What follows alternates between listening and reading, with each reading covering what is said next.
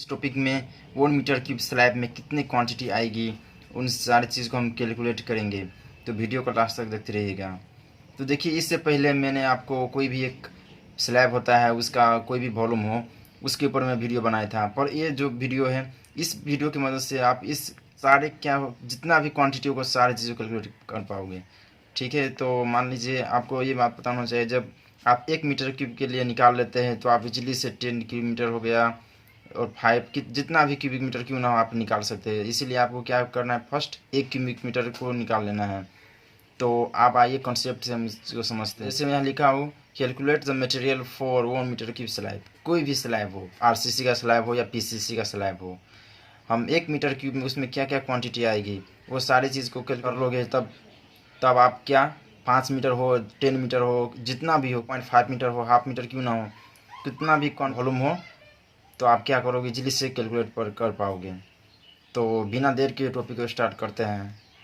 तो देखिए, जो स्लैब होता है, जो कंक्रीट होता है, वो पीसीसी भी होता है और उसमें आरसीसी भी होता है।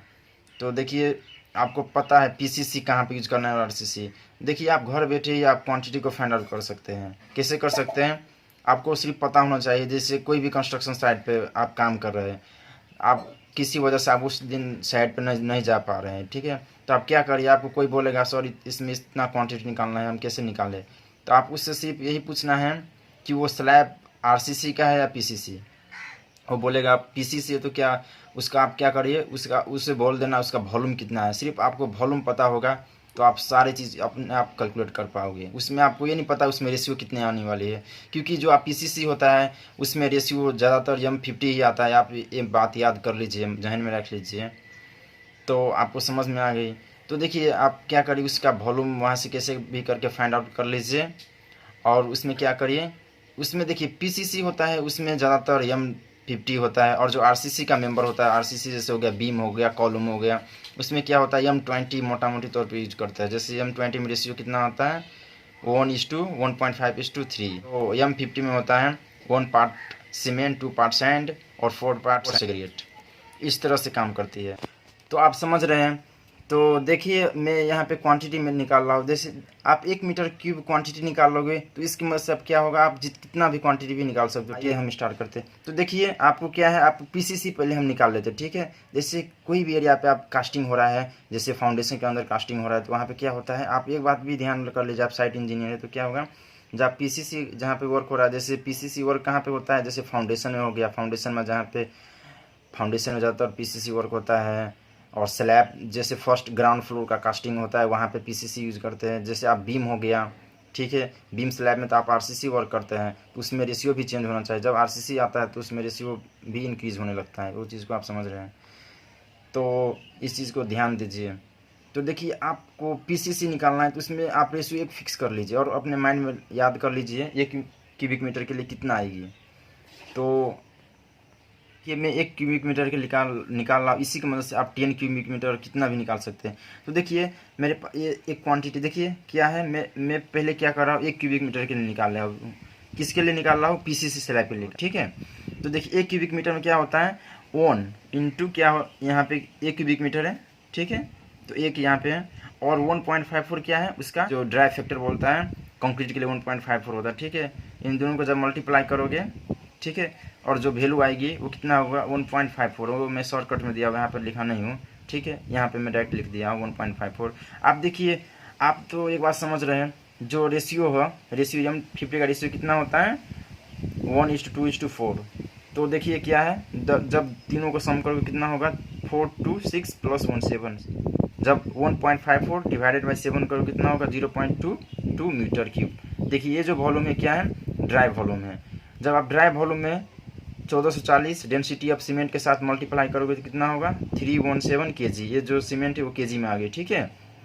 तो केजी में आ गई तो उसको हम क्या करेंगे, 317 डिवाइडेड 50 करेंगे, क्योंकि एक बैग में कितना केजी होता है 50 kg होता है। तो डिवाइडेड करोगे कितना होगा 6.33 बैग, यानी कि 6 बैग और 1/4 पार्ट बैग सीमेंट हो गया।